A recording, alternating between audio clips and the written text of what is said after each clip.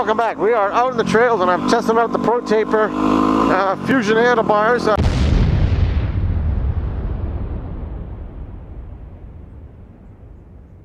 So far so good. We've been gone about half the trail now and it's been doing pretty good. I'm out here with Mark from High Tech Auto and he's on his DR650. He's having a lot of fun with that. He's doing some work on it, but mainly cosmetic stuff, just getting everything back to where it needs to be because it was missing a few plastics on it. But all around, it runs great, and that's, you know, that's the main thing when buying a used machine, is getting it to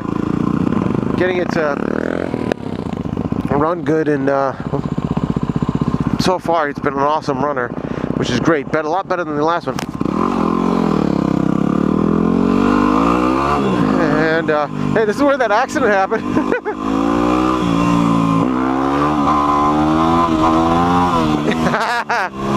I'll never learn. But anyhow, yeah, so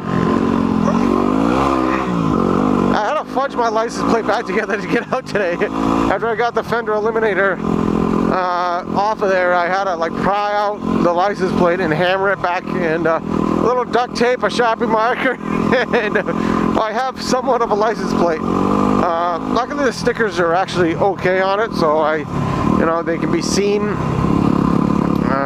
So I didn't lose. If they couldn't be seen, I might have been in a lot more trouble, but you can read it and it'll work for now, so I can get out and test these bars. And I gotta go down to the DMV eventually and get a new plate. Unfortunately, I can't do that right away because I've been so damn busy with work and all that. So all in all, we're doing great. But hey, Mark is having a lot of fun with this bike. He's been buying used bikes and trying to get a nice enduro for himself, and so far this one looks like it fits him the best.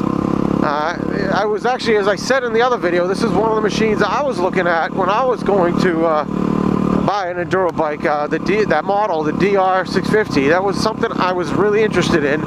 And Suzuki, I believe that's still carbureted and a 5-speed, but Suzuki made a pretty decent machine there, I guess. Not too many bad things to say about it. I think it's air-cooled, but not a lot of problems with it overheating or anything like that. So they did a pretty decent job on it, I guess.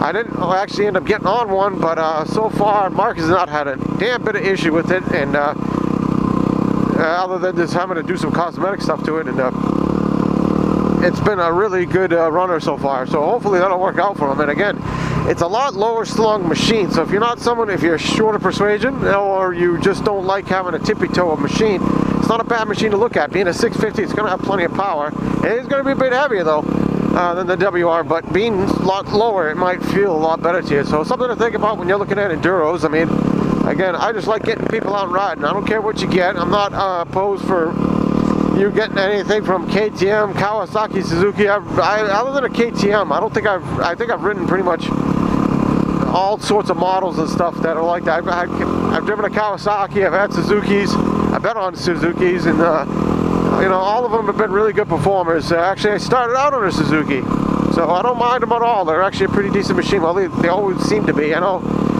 everybody's had their models that just sucked, but Yamaha's been good to me, so I went back with the Yamaha. But all in all, as long as you get out on the trails, it's always good. And I'm enjoying these new bars. I just got to get a feel for them. They're actually really nice. I like these pillow top grips. They're kind of nice. They're very grippy. Although I always wear gloves, so I don't really feel the texture on them. I know when I was playing around with it, the texture on them was really nice. I've always worn gloves when I ride, so I never really had a problem with grip. All the gloves I had were really grippy, and I think wearing gloves, although you will wear out your hand grips pretty quickly, especially the first ones, and usually they're not really the highest of grade, but for the most part, if you don't wear gloves, I believe the oils, because I always used to do it to me, I don't know, maybe I'm wrong, but I believe the oils in your hands will start eating into your original hand grips, and my hands used to always be black because I never used to ride with gloves on. Then I switched over when I started riding on the street, and I found riding with gloves to be like the only way I can ride now, and seem to save the grips quite a bit wearing gloves. So I don't know, maybe I'm just saying, maybe I just feel that way, I don't know, but it always seemed like they lasted a little longer when I had gloves on.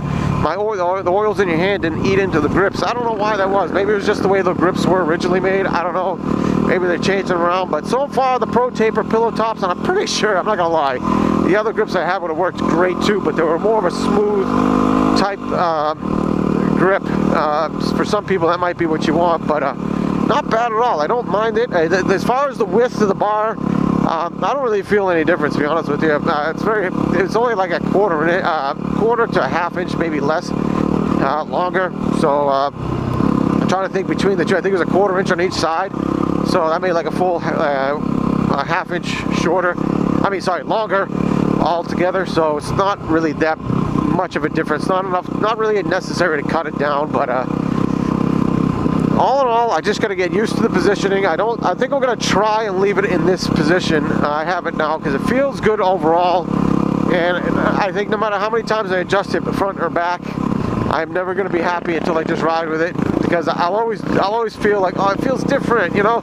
It's just going to be that way. It's taller. No matter what, it's always going to feel different.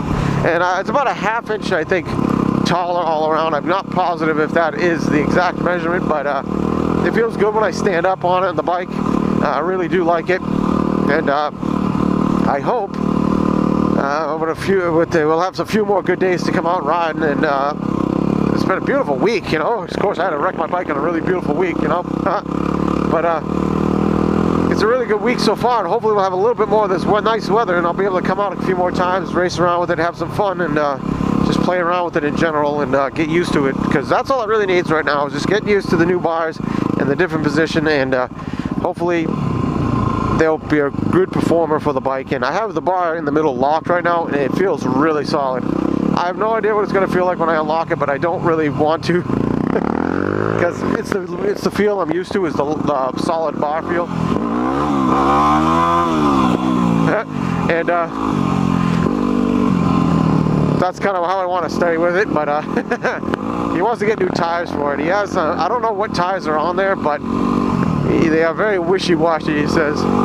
But I have no rear tire too, so I can't complain. I'm sliding all over the place. Well, anyways, we're having fun out here. I'm gonna quit jibber-jabbering, and you guys all have a great day. And I'm gonna continue on playing around on the trail with Mark, and enjoying the rest of my Sunday after playing around till midnight on this thing last night, just getting it together so I can go for a ride. So you have a good one. I hope you guys got on and had some fun. Good night, everybody.